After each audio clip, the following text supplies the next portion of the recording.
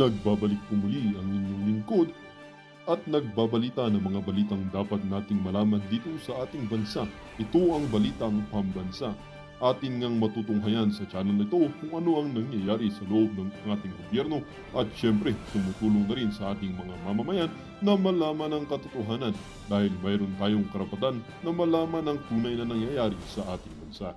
Ngunit bago natin panoorin ang balita, huwag niyo pong kakalimutan na mag-subscribe sa ating channel at pindutin ang notification bell para lagi kang maging updated sa ating mga bagong videos na ina-upload araw-araw. At sa ating mga solid viewers naman dyan ay maraming salamat naman po sa walang sawang pagsuporta. At syempre, huwag din pong kakalimutan mag-iwan ng like at i-share ang ating mga videos. At kung mayroon ka naman pang opinion, ang ating comment section ay bukas para sa inyong mga hinaing. Ito na nga mga kaibigan, ating panoorin ang buong video. Salamat po muli and God bless!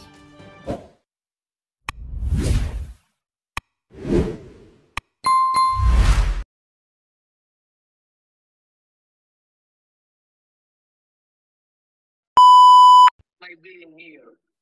Yan. Say, here of my own volition. If somebody else says, kung hindi ibang tao, ikaw siguro, because this is your instruction. So you have to answer now for the deprivation of liberty. Especially. Okay, narinig niyo folks? Narinig namin, Nagtatanong ang Pangulo ng Duterte kung ano ang legal basis bakit dinala siya doon.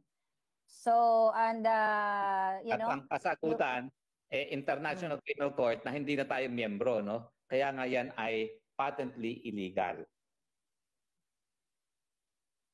Yes. Tuloy lang folks at may mga pumapasok lang ng mga messages sa ating mga puting ahas. Tignan ko lang. Ituloy niyo muna. Okay, Prof. Ana, pwede tayo magpapasok muna ng mga ano natin. Ano muna tayo? Si Padme. Go ahead, Padme. Please unmute po, Padme. Please unmute. Hello. Good afternoon po, Harry Roque, Miss Attorney Harry Roque, Ma'am Maharlika at Prof. Ana.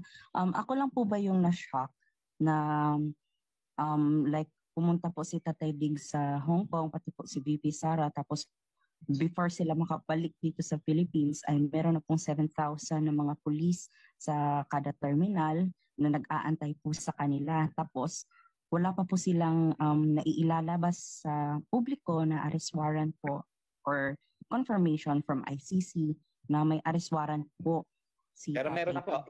May kopya na po ng arrest warrant tayo. Kakatanggap ko lang ng kopya po. Opo, like, na-shock lang din po ako. Kahapon pa lang na naghahanda na po sila, parang napakalaking chaos po na magaganap, parang inaano na po nila, like, ini-stop na po nila. Like, nanginginig na po kami sa galit dito. Lamang po. Well, wag po tayong manginig sa galit. Magpakalakas kayo. Dahil minsan may mga bagay na nangyayari para sa paglaya nating lahat. So, you have to be strong, mga palangga. Hindi kami bibitaw. Hindi tayo matutulog. Mag-aabang tayo ng mga updates.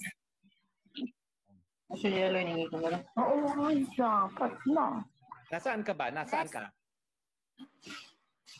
Anyway, wala na tayong last caller natin. But anyway, ako po ngayon na nakakuha na ako ng kopya ng warrant of arrest. Pero ito ay wala ng bita dahil tayo hindi na po miyembro ng International Criminal Court. Yung pagtutulungan na ginagawa ngayon ng PNP ay pakita. Wala isang salita ang Marcos Jr. Sinungaling ang Marcos Jr. dahil paulit-ulit niyang sinabing hindi siya magtutulungan sa ICC dahil yan ay magiging paglabag sa ating soberenya. Wala kang isang salita. Paano ka pa mananatili bilang isang presidente? Wala na kaming tiwala sa kahit anong sasabihin mo. Nagsimula naman yung kawalan ng tiwala namin nung hindi ka magpa-hair follicle test dahil alam naman namin na hindi talaga magkakaroon ng linaw kung ikaw ay bangag kung hindi ka mag-hair follicle test. At itong nangyari ngayon, hinayaan mong makipagtulungan sa ICC maski wala na silang jurisdiction dahil tayo hindi na miyembro, yan ay patunay na wala kang palabra de honor. Hindi ka tunay na lalaki. Wala kang isang salita. Hindi ka Pilipino. Hindi naman siya talaga tunay na, hindi naman talaga siya tunay na lalaki si Bangag. Kasi may mga expose ako dyan eh. Well, actually, nasabi ko na yan, na nung kanyang kabataan, nung siya ay nagpupulburon, ay may isang basketball player na ini-invite niya sa Malacanang, hindi mag-basketball, pero ibang basketball yung ginawa nila.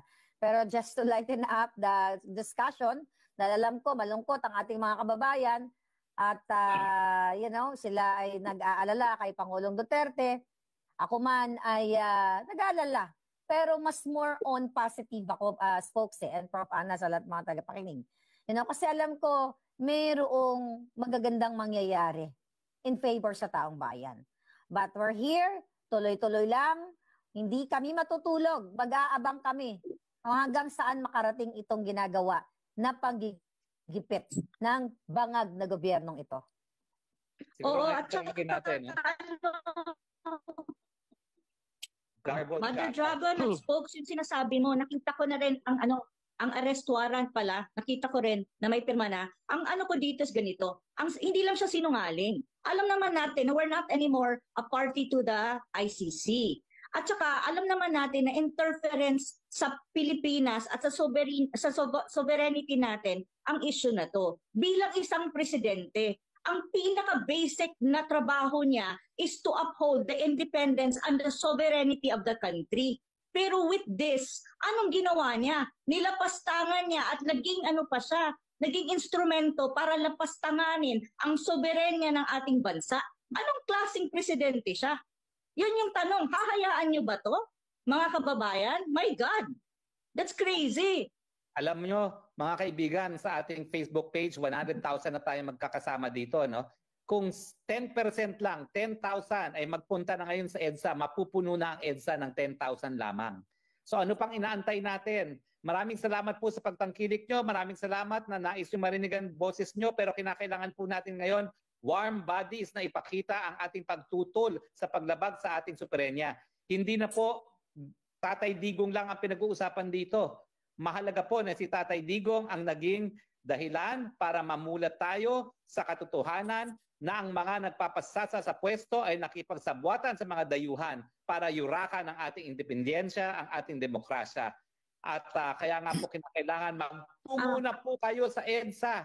100,000 tayo ngayon nagpupulong-pulong dito sa live sa akin pa lang. Hindi ko alam kung magkano, ilan tayo sa inyo, Maharlika, no? Pero 10 okay, right now we have across social media, no, almost 12,000 live viewers. Oo nga. Okay. Yan, ha? So, manawagan pa tayo, Spokes at Sis at saka Spokes, manawagan pa tayo sa ating mga kababayan. Paki-share po ng live na ito, paki-share po ng natin na ito, na broadcast natin na ito. Para po makaabot sa kasuluk-sulukan ng Pilipinas, hindi lang sa Metro Manila, hindi lang sa big cities, even yung mga kasuluk-sulukan at mga local na mga probinsya at saka mga munisipyo para malaman ng buong Pilipinas kung anong nangyayari po. Meron tayong ipapakitang larawan. Naghahanda lang tayo sa ating technical, pero tawagin natin si Tilo Kilch. Tilo Kilch, go ahead. Magandang tanghali po. Pangalawang tanong ko na, mag-share lang po ako Tilo sa observation ko ayan. po. Good afternoon po. Naobserbahan ko po sa aking feed, although puro Duterte po ang hinahanap ko, pinagpo-postan ko, kinokomentan ko. Pero pag check ko lang ang aking feed, ang mga lumalabas ay non-Duterte related stuff. So ibig sabihin po, ang Facebook ay maaaring under control para i-block yung keyword na Duterte. Tapos pangalawang bagay naman po yung sa martial law. Nag-agree po ako kay Maharlika dahil maaaring paraan din po yan para hindi matuloy yung eleksyon at susunod na atakihin naman ay ang Senate President ang Senate President ay weak para pumasok naman ang Speaker as a possible President if ever. Papayag ka ba na si Tabaluslos maging presidente? Siyempre hindi. Lus-lus na yun eh. Hindi mangyayari yon, Palangga. Hindi mangyayari yon. Sabi ko nga, kailangan maging positive tayong lahat. Dahil ang Pangulong Duterte, pinagpapaliwanag sila. Okay? yung mga nag-aresto sa kanya, hinahanapan, pinapasagot sila ano yung legal basis. At tandaan natin, prosecutor ang ating dating Pangulong Duterte. Batikang abogado, hindi nila pwedeng, anuhin lang yan, palipaliwanagan ng mga kabobohan. Bihasa. So, kaya bihasa, yes, bihasa. So, naniniwala ako naman na taong bayan, but we have to aware our kababayan kung anong pagigipit. Ulitin natin, abogado na ito, ginigipit pa, how much more ikaw? Isang teacher, isang nurse, doctor, or ordinaryong obrero o tindera sa palengke, kahit ano pwedeng gawin sa'yo. Dahil mismo, ulit-ulitin natin, ang gobyernong ito wala nang sinusunod na batas. Sasamantalahin natin, dahil ang daming nanonood sa atin ngayon, mismo ang gobyerno ni Marcos, ang kanyang asawa ay nagpa-facilitate ng kidnapping, nangingidnap, ng smuggle, nagnanakaw, lahat ng klaseng uri ng pangangawat, pambubudol sa Pilipino. Lahat ng pahirap, ginawa na nila sa inyo. Kaya ako talaga, ang panawagan ko sa mga hukbong sandatahan, ipagtanggol nyo bayan nyo. Ipagtanggol nyo yung flag. Hindi yung bangag. Nasa batas naman yan eh. Nasa sinumpaan nyo naman yan eh. Na kapag nakikita nyo na ang presidente nyo ay adik na, gumagawa ng karumal-dumal, ipagtatanggol mo ba? Susunod ka pa ba? Ikaw, spokesari. Kung makita mo... Abay, nakasaad yan sa saligang batas natin. Hindi yan optional. Yan ay katungkulan ng kasundaluhan at kapulisan na protektahan ang sambayan ng Pilipino. Ngayon po, may banta po na ang Pilipino, ang soberenya ng Pilipino ay nalalabag at nalalapastanganan dahil nga ang gusto nila dayuhan ang maghusga sa di umanong pagkakasala ng dating Presidente Rodrigo Roa Duterte. Hindi pa ito'y pagkakataon na para protektahan ang ating taong bayan?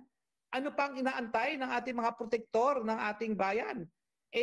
Talaga namang kinilala ang pagiging magiting at pagiging makabayani ng ating kasundaluhan ng 1987 Constitution na tinawag kayong protector of the people. Nasaan kayo ngayon na kinakailangan ng proteksyon ng taong bayan laban sa mga dayuhan na naghihimasok, na nakikipagkontsabahan sa mga wala sa tamang pag-iisip na administrasyon para sirain at yurakan ang ating demokrasya? Ang nakasalalay rito ngayon, soberenya, demokrasya ng Pilipinas na kinakailangan mabigyan proteksyon. Nasaan kayo mga magigiting na kasundaluhan at mga kapulisan?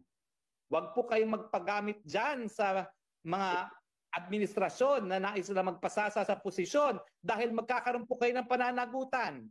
Unlawful detention. Yan po ang krimen na nangyayari ngayon.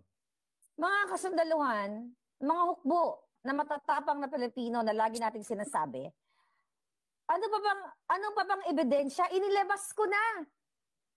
Authenticated yan dito sa Amerika. Di ba? Tama. Di ba? Mayroon tayong kasamang abogado dito na kailangan pag nakita niyong adiktos ang inyong presidente na sinusunod ninyo, gagamitin ninyo ang tamang desisyon. Dahil sumumpa kayo sa flag. Nangako kayo even sa inyong mga pamilya. This meeting has been taken over by CCP Limpy Dimpy. Not only your family, ang kabayan, pero, mga kasundaluhan, kundi ang buong sambayanan. Nakikita nyo na nagbubulag-bulagan kayo eh. Hindi matakot. Dahil the moment na mawala yan si Bangag, hindi yan titigilan ng taong bayan, ng mga susunod, kung sino man na maging leaders natin, mapakulong ang mabayad, maisuka nila yung lahat ng ninakaw nila. Imagine mo, ulitin ko lang po, kailangan natin ulit-ulitin, no? Pumunta ang First Lady, at si Bangag, nandito dito sa Amerika sa ating source. Weekend. Pumunta sila dito. Kung lalabas yung coroner's report, pag nakakuha tayo at napatunayan na isa sa mga kasamahan nila ay namatay dahil sa pagpupulburon or overdose, isang malinaw na pagpapakita sa buong sambayan ng Pilipino na itong si Lisa Marcos, itong si Bangag Jr. ay talagang authenticated Bangag. Bakit mo hayaan kung ito ay First Lady or Presidente na meron kang kasama? Kunyari lang na hindi sila adik. na mayroon kang kasama na mayroong dala-dalang pulburon o you know that already. Saan kumuha ng pulburon ang entourage ni Satanas? Saan kumuha? Sa Amerika ba o sa Pilipinas? Dala nila. Illegal yan. Nakikita nyo na, ito yung pagsasalarawan na bangag, adiktos ang gobyerno ninyo. So kailangan nyong manindigan. Tapusin na natin ang mga jutang gininang mga ito na nagpapahirap sa inyo. Sa akin, hindi ako nahihirapan. Sa buhay ko, ako po nakakakain ng maayos. Pero kayo sa Pilipinas, nakakakain ba kayo ng tama dahil sa mataas na bilihin? Nakakakain ba kayo ng tama samantalang ang putang inang bangag na ito at ang kanyang mga amigo at amiga, mga cronies, party ng party. Like every weekend, not only party lang na inom-inom, pulboronic party.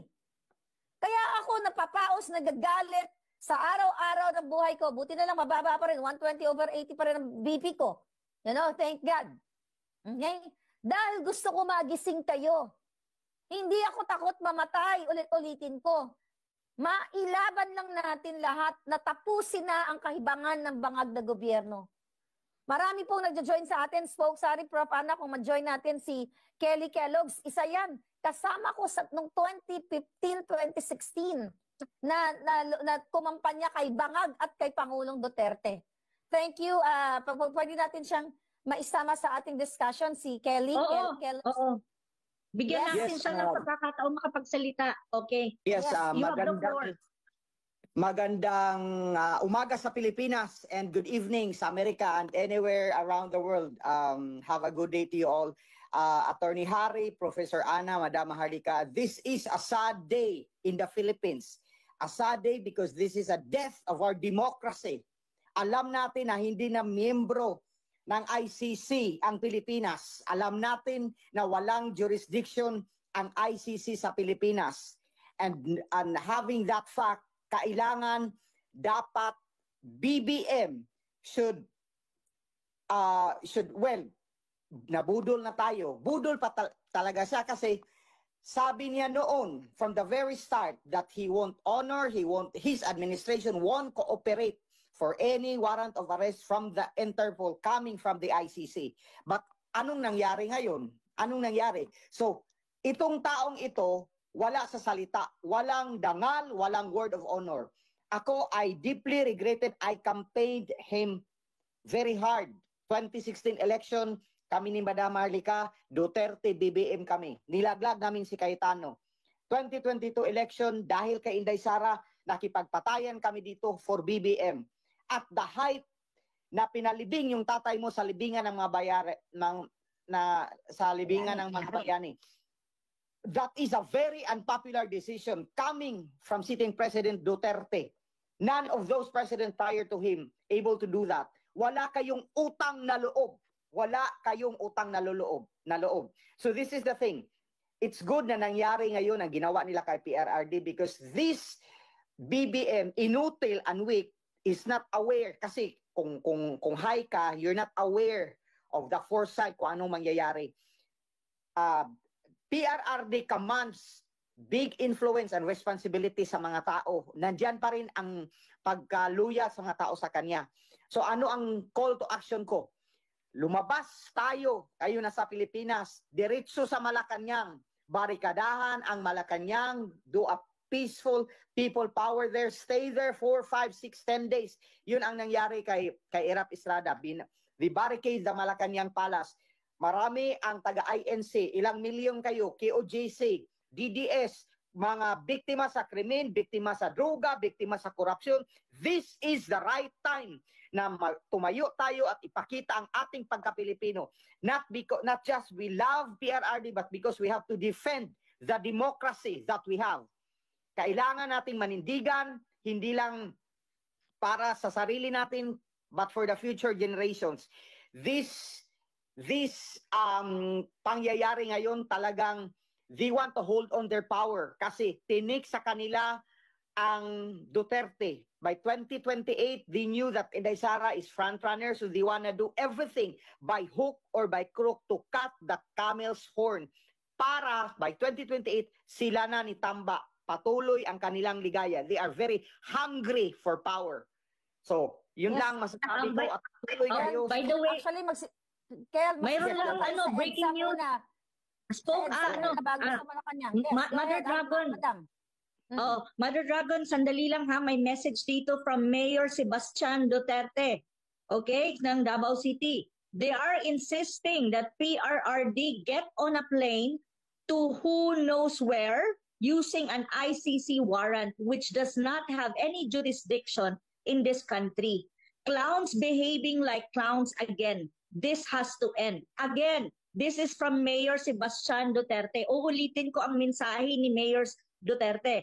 They are insisting that PRRD, ang beloved former president natin, to get on a plane to who knows where. Walang direksyon kung saan. Using an ICC warrant which does not have jurisdiction in this country, referring to the Philippines. Clowns behaving like clowns again. This has to end. Alam niyo po, yung ginagawa nila, napasasakay na nila ang presidente sa aeroplano, mali po yan. Nakasaad po sa Rome Statute ng ICC, dapat iharap muna siya sa RTC ng Pilipinas. Ang RTC ng Pilipinas ay magkukonduct ng visa. Satanas na naman yan dahil alam nyo, expert sa kidnapping yan. Alam nyo yung dalawang minor na kidnap. Ang gagawin pa nila, ito gagawin nilang rendition. Actually, kung didiretso yan sa ICC, mas mapapanatag pa ang loob ko. Pero maya-maya, hindi naman tayo sigurado kung saan nila dadalhin eh. Dahil alam ng ICC na dapat dumaan muna yan sa lokal na hukuman. Yan ay nakasaad sa Rome Statute of the ICC. Hindi po pwede na isasakay na lang sa aeroplano. Now, ako po ay mag-off the air muna kasi yung petisyon na ginawa natin, sisiguraduhin ko munang makarating kay Presidente, mapirmahan at nang ma-file, okay? Okay. Kayo. Okay. Pwede natin ipasok mag-substitute si Kelly. Si Kelly dahil talagang, actually, vlogger din siya na naging naglaylo lang. So, habang wala sila folks, sorry. Yes, Kelly. Okay, go ahead. Habang nagsasagot din ako ng mga puting ahas natin dito. Oo. May photo na hinihiling ko sa ating tech na i-screen, ilagay sa screen kasi doon makikita natin ang picture ni Pangulong Duterte na kung saan, wait lang ha, titignan ko, bagong photo. Habang tinitignan mo folks, malinaw ito na talagang magaling nga, talagang kikidnapin ang Pangulong Duterte sa basis ng illegal na warrant of arrest. At mga kababayan, ito ay pagtatakip. Ninakaw na nila yung 80% na budget. 'Di ba? Na-release na. Na hindi natin alam kung saan napunta, 6.325 trillion. Tama po kayo, tama po. This is a smoke. Go ahead. This is a smoke screen to cover the PhilHealth anomaly, the GAA anomaly na nandyan ngayon sa Supreme Court para matabunan lahat-lahat ng... Sandali lang, Ken. Hold lang muna. Ayan. Ayan yung photo. Ayan ang picture ni Pangulong Duterte. Illegal detention. Pero illegal detention, warrant of arrest. Well, the warrant of arrest is, Ano ito galing to? Kay Trixie? Galing sa ating, hindi. Galing sa ating isang kapatid. Yeah. Okay. Yes. Continue, Kelly. Continue. Please. Unmute yourself, Kelly. Ang pangyayari na ito, Madam, this would be a pivotal time sa Pilipinas na manindigan tayo na hindi para sa ating sarili, para for the future generation na ang ginagawa ni BBM ngayon at ang administrasyon is panakip butas sa nangyayari na sa anomalya sa PhilHealth, sa GAA, pag-transfer ng mga funds sa GSIS, sa SSS, to cover up kasi alam nila talo sila sa Supreme Court. Ipasauli na nga ng isang Justice of Supreme Court yung kinuha nilang pera sa PhilHealth. It's akin to technical malversation because those funds is dedicated contribution sa mga miyembro. Hindi yung dapat lateral transfer para ilagay sa National Treasury para i-realign. That is akin to technical malversation. I'm not a lawyer but reading by it, alam natin na mali at ito ay impeachable offense, more than impeachable than their accusations against VP Inday Sara.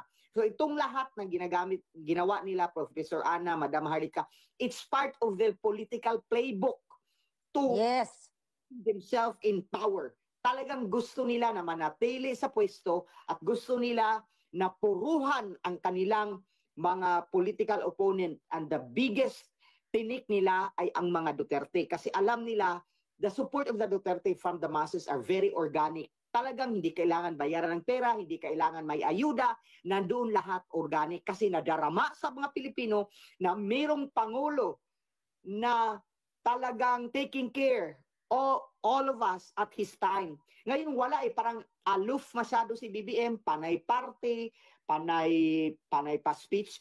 He cannot even relate our day-to-day basis na ang mga tao na di makabayad sa kuryente, di makabayad sa ilaw, walang pagkain, he cannot relate because he's not part of us. Nandun siya at the pedestal. We are here. Duterte is with us. He knew the basic daily lives sa mga tao. So, tayo, namimiss natin ang leadership ni Duterte kasi nadarama natin na mayroong Pangulo sa panahon niya. Ngayon, wala At ito lahat ginagawa nila, it's all to sustain themselves to power. Nothing more, nothing less. All right. Yes. So, tama po yan. Actually, makaano na lang po ang Kuya Hernan.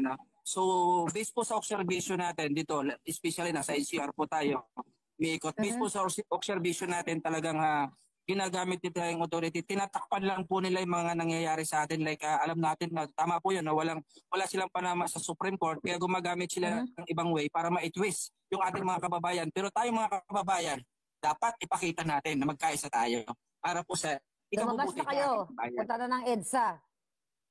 Actually po, nakaready na po yung karamihan. Talagang ikaskid po natin yung mga FB Live. Yung FB Live po natin na panawagan natin sa ating mga kababayan para hindi lang po sa EDSA kasi as of now po yung ibang tropa natin nasa Villamor dahil nagbabantay po sila doon. Mismo si Senador Bongo, hindi sila pinapasok. Talagang planado po nila kasi nung last night po na itimbre sa atin yan na pagbaba ng ating Pangulong na Duterte, talagang may plano sila pero unexpected po na ito yung mangyayari yung sasalubungin natin sa Terminal 3. So biglaan po na gano'n yung nangyari. Kaya tayo mga taong bayan dapat ipaglaban po natin. So yung nga po pagpapadrag test ng ating Pangulong na BBM, hindi niya magawa. Ibig sabihin lang, talagang pinatutunayan niya na bangag siya dyan sa Malacanang na nakaupo, na may presidente tayong adik. Totoo po yun. Tingnan niyo po, yung PDEA, nagkaroon po ng thread na ano po ng PDEA ang ating Malacanang, pero isang araw lang, 2 araw, wala na po yung issue na yan. Bakit po ganun? So ibig sabihin po talaga na ganun po yung nangyayari. Ginagamit po nila yung authority, ginagamit po nila yung power, ginagamit po nila yung pera. Kaya po sana yung ating mga kapulisan, mga bro, mga brother, mga kuya, ating mga kapulisan, dapat wag po tayong magpapagamit sa bulok na sistema ng ating gobyerno. So kailangan ipaglaban po natin ang tama, manatili po tayong tama. Dapat po, siguro isama po natin, pray po natin yan, pagdasal po natin na maging maayos po sa pamagitan po ng maayos na pamamaraan na lumabas po tayo sa lansangan, pumunta ng EDSA, pumunta po tayo ng Villamor, pumunta po tayo kung saan para makita po nila, tama din si Attorney Harry Roque na dapat yung Malacanang na yan, pati yung Congress na yan, ibarikada na natin yan kung kinakailangan. Bakit po? Sila po ang nagtatamasa sa pira ng bayan. Hindi po tayo kung paano sila inuubos nila ang pira ng bayan para lang gamitin sa masasama. Yun lang po yung bahagi ko na may isi-share sa inyo. Talagang nakakagigil po. So kanina pa po talagang nakakagigil yung nangyayari. Pero kailangan po control nga tayo kasi otherwise tayo mahirapan. Kailangan po idaan po natin sa mabuti na pamamaraan para maproteksyonan po natin ang ating Pangulong Duterte po. So thank you so much sa ating lahat. Yes, maraming salamat. Maraming salamat sa iyo, Governor Apo. Kasi yun na nga, marami na nga nag-gather sa iba't ibang bahagi ng bansa at sa labas ng bansa para makiisa sa taong bayan at suportahan ang Pangulong Duterte. Kaya sana yung mga nasa Metro Manila ay lumabas na. EDSA po ang ating, ang ating meeting place kasi papunta na yung ating mga palangga doon. So, siguro... At may gathering sa Davao. May gathering sa Davao. So, yun na nga. So, hindi tayo matutulog. Kasi hindi dapat bantayan natin itong ginagawa ng bangag na ito. So, ito lahat ay set up. Ito lahat ay pinlano nila. Ulitin natin, 2 years ko 2023 ko nang sinasabi ito. So, hindi na po ito nakakabigla. Alam nyo na, you are prepared actually sa pangyayaring ito at hindi na ito nakakashock. Dahil paulit-ulit natin sinasabi ito sa ating vlog. So, kailangan lang talaga natin ipakita ang suporta natin na tayo ay hindi pumapayag sa kaginagawa nitong gobyernong itong panggigipit. Kaya nagpapasalamat tayo. Mayroon ba gustong magsalita? Kanina may nagtataas ng kamay na magbibigay ng kanilang sentimiento o suporta sa ating Pangulo at sa ating mga mamamayan kasi ito ay, pag-uusap natin, marinig din ang inyong mga sentimiento. So kung meron gustong mag-share ng kanyang saloobin sa mga nangyayari ngayon, you guys are, welcome. Paki-raise lang yung mga hands dyan. Kamay. At si Raul, I think si Raul ay nagtaas ng kamay. Ayan. Okay, Raul, you have the floor.